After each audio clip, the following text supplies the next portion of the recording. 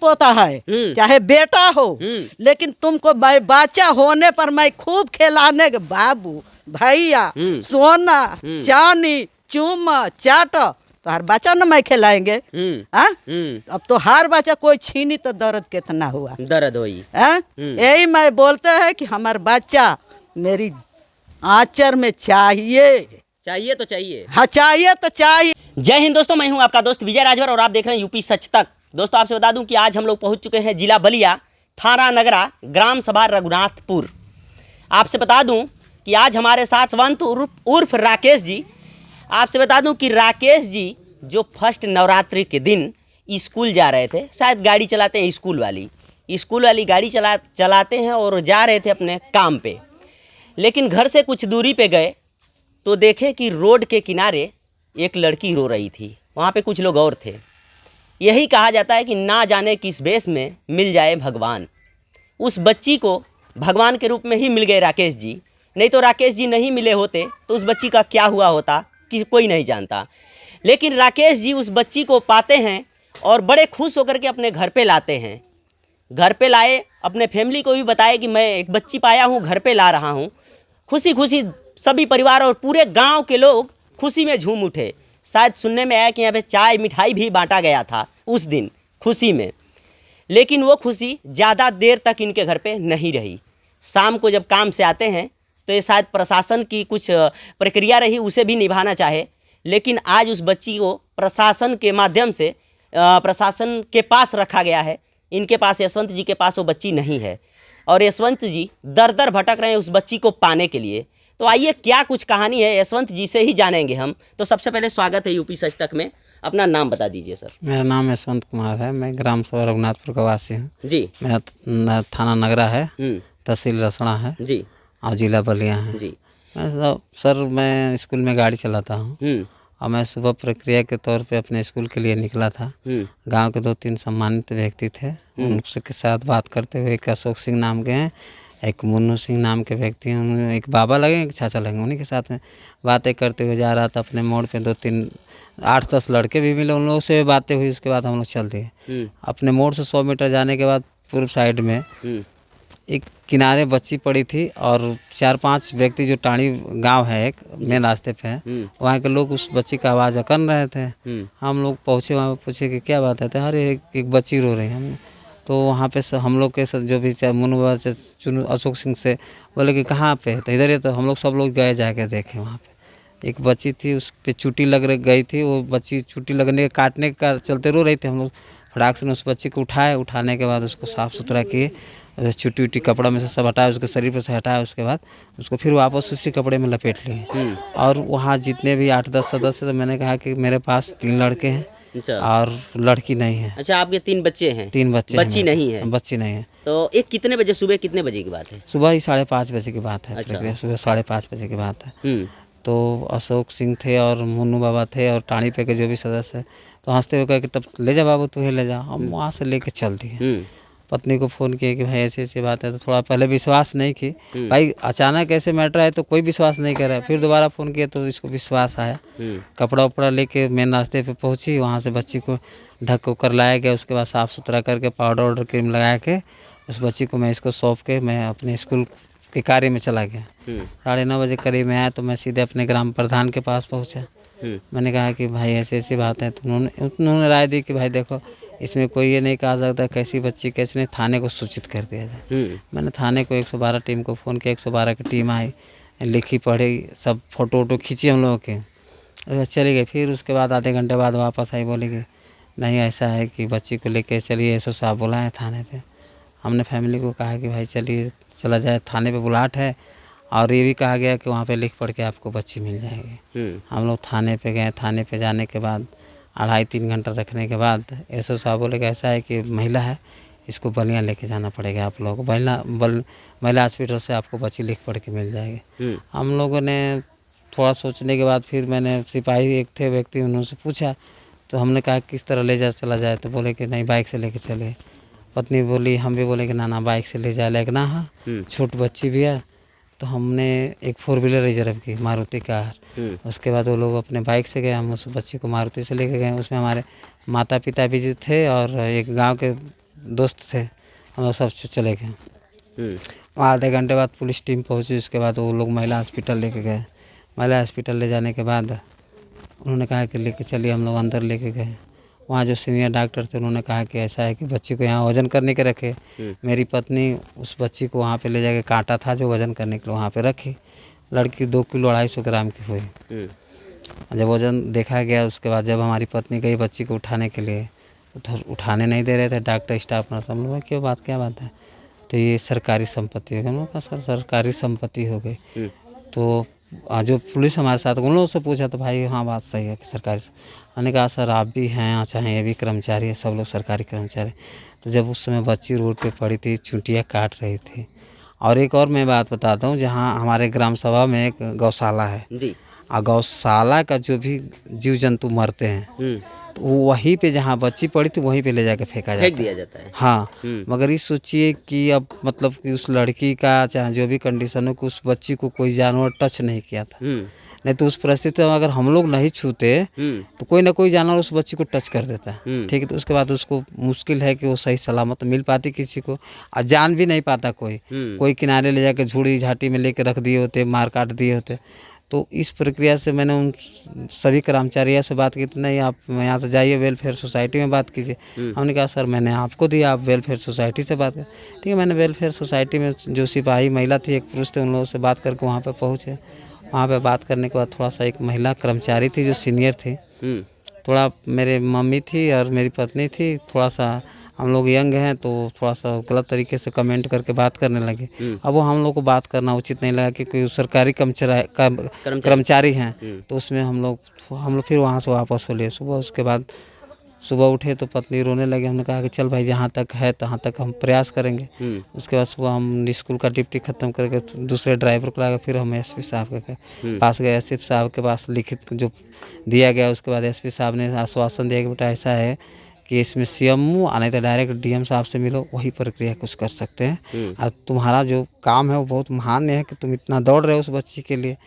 तो मैं धन्यवाद करूँगा एसपी साहब के, उतना हमको साहस दिए। उसके बाद मैं वहाँ से वापस आया। फिर उसके बाद डीएम साहब के पास हम लोग पूरे गाँव जा रहे थे, मगर जब हम लोग पहुँचते समय लेट हो गया था तो फिर हम लोग वापस आ लिए।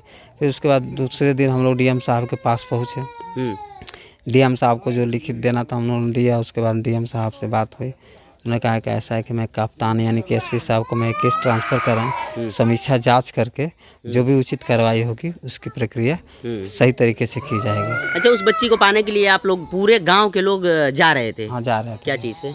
बस से जा रहे थे। अच्छा, हाँ, तो उस समय डीएम साहब से मुलाकात नहीं हो पाई थी। उसके बाद हमने भाई मैं भी थोड़ा सा इस तरीके से मैं उस दिन रिजर्व बस किया था, फिर उसके एक पहले रिजर्व गाड़ी किया था, फिर उसके बाद रिजर्व बस किया, फिर कल एक गाड़ी रिजर्व छोटी गाड़ी करके मैं अपने पूरे परिवार के साथ वहाँ गया।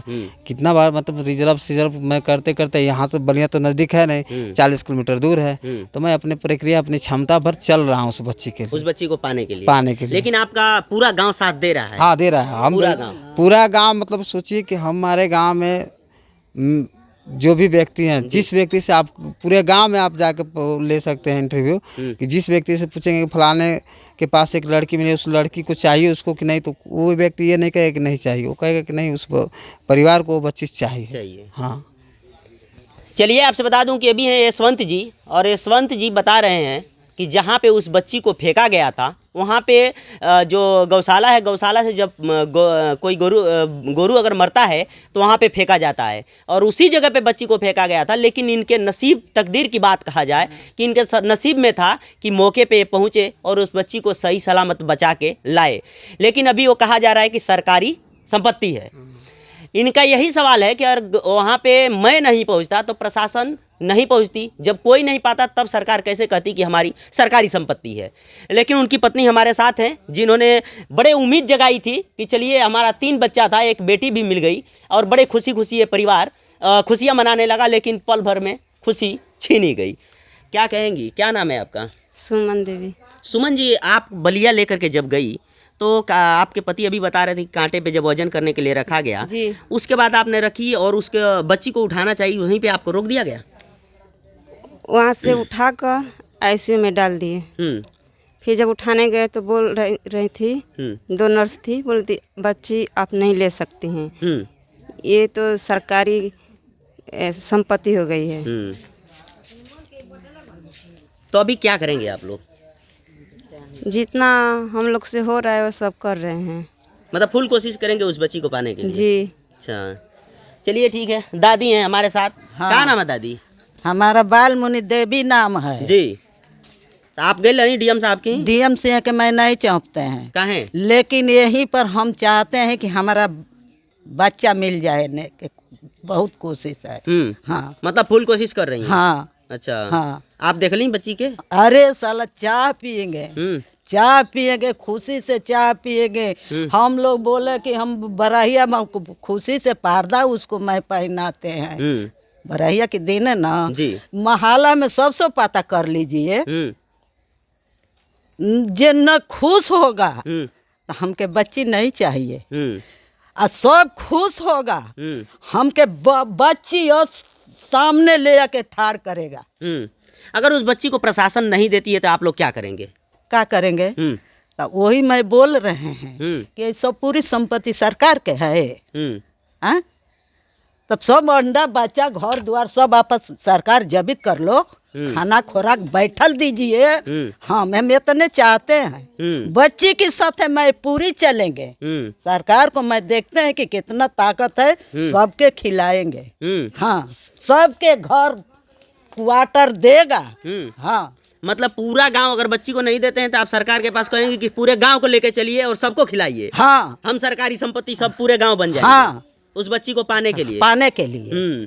तो माने हमारा कहे के मतलब कि खुशी खुशी का बच्चा है। 3 बच्चा हुआ, रोने लगा, हमारी लड़की नहीं होगा। अरे साला क्यों रोती हैं?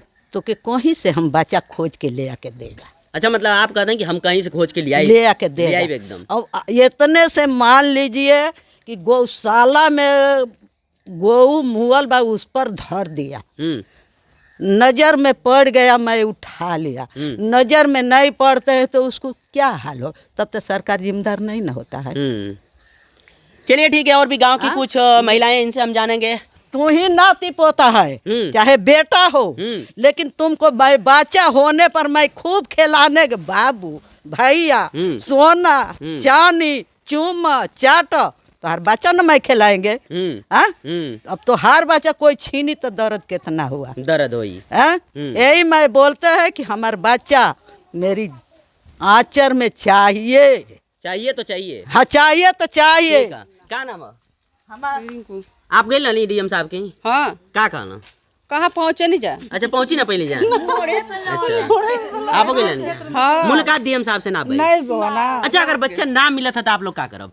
पूरा गांव का करम जाके जाम करम जरूर रोडवे के, रोड जाम करब। हाँ। बच्चा के पावे खातिर। हाँ। लेकिन बच्चा चाहिए। बच्चा चाहिए। मतलब गांव में अगर बच्चिया जब पा के आयल तो पूरा गांव के खुशी गाँव हो। खुशी, पूरा गांव खुश। हाँ, पूरा खुश, बड़ा खुशी बनी जा। अरे अपने हाथे और मिसबो कैली, हम तो दादी हमी। अच्छा। हम अब बुझाइल कि हमार पोती मिल गई, हमार नातिन मिल गई, लेकिन अब का कल जाए 2-3 घंटा में सरकार 2-3 घंटा में पूरा खुशी खत्म हो गई। खत्म कर दी। फिर भी उम्मीद है सरकार से? फिर भी उम्मीद बा, अभी अब तक बा, अभी काले गोल हम जा।